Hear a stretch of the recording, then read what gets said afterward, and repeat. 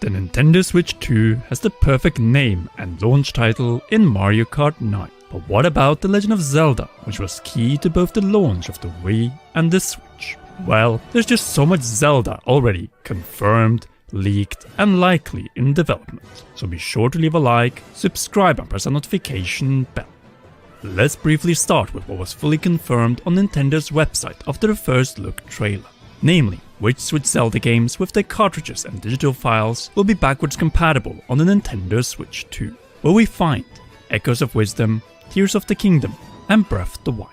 So the 3 brand new Zelda games on the system. And they're not featured, most likely also the remaster, so Skyward Sword HD and the remake Link's Awakening. The reason to believe so in the case of Skyward Sword is that the motion control Nintendo Switch Sports is in that picture of supported titles. So yes, all the Switch Zeldas are on the Switch too. But wait, including Breath of the Wild? Yes, and it is good that they confirmed it, as otherwise everyone would be looking at a special deluxe version of Zelda Breath of the Wild, being the only playable version on the new system. Or more precisely, confirming upscaling. A feature that Nintendo most likely will not reference until the April 2nd Nintendo Switch 2 Direct, especially if it brings Breath of the Wild up to 4K. We have the Gamescom 2023 codename leaks to back it up, but before we move to the obvious topic, aka Nintendo's Mario Kart 8 Deluxe equivalent in 2025, but Zelda, let's have a look at some other candidates on Nintendo's new system. It might not be this year, but Ocarina of Time. A project that would make so much sense now that we're heading towards the 15th anniversary of Ocarina of Time 3D in 2026. A game that is updated when there's new technology in play that can bring this timeless classic into a new age. Well, guess what?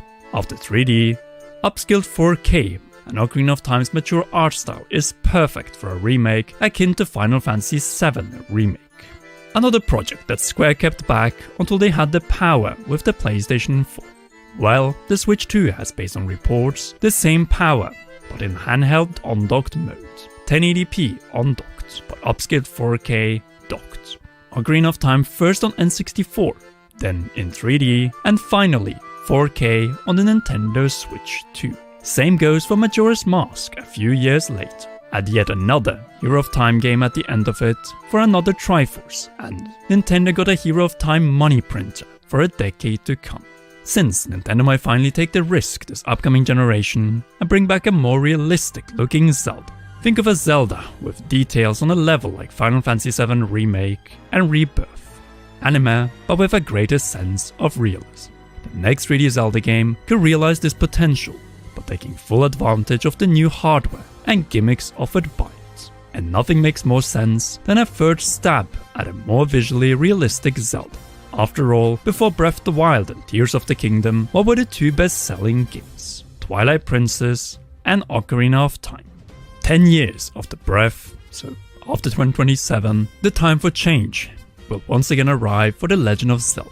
Since this franchise survives by evolving, and with far more system power, the Zelda team can finally do 2 things. Create a Zelda game that not only outshines rivals from a gameplay perspective, but also visually on nearly every level. A game that could once again define the generation and demonstrate once and for all that the visual gap to the other consoles is about to be closed.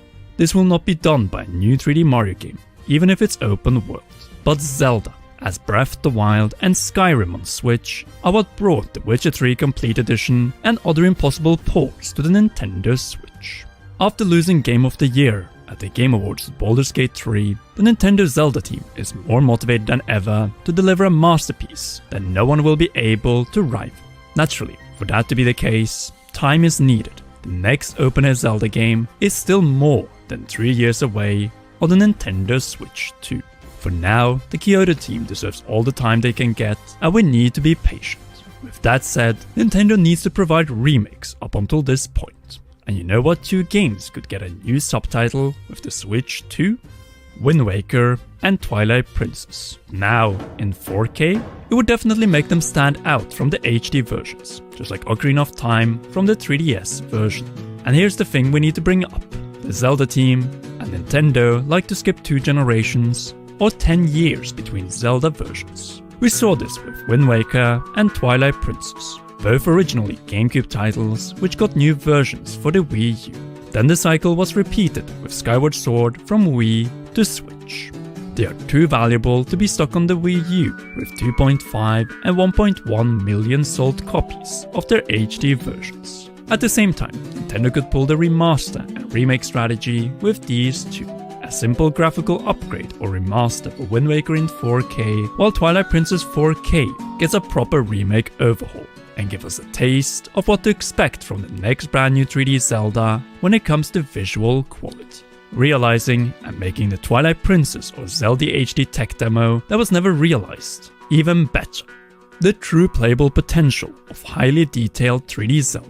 But naturally, a brand new game in this style is the most time consuming to deliver. Meanwhile, we have a hungry and recently promoted team in Tokyo. Grezzo with its director who would love to deliver a proper adventure, this time where we play as Link through the entire game. Top-down needs less development time than open-air Zelda. In other words, Nintendo could provide first a brand new Zelda from the 2D Tokyo team, while the 3D Kyoto team works on the next open-air. Even then, top-down Zelda has far more to provide for the new system, namely two aging but solid candidates on the Nintendo Switch 2. Which begs the question, is it finally time to bring the Capcom Zelda games into the remake space? Since Oracle of Ages and Seasons are there, and the perfect fit of the Link's Awakening on the Nintendo Switch. In fact, they are the next in the timeline after the backwards compatible title, the only dual release Pokemon treatment in the franchise. But guess what?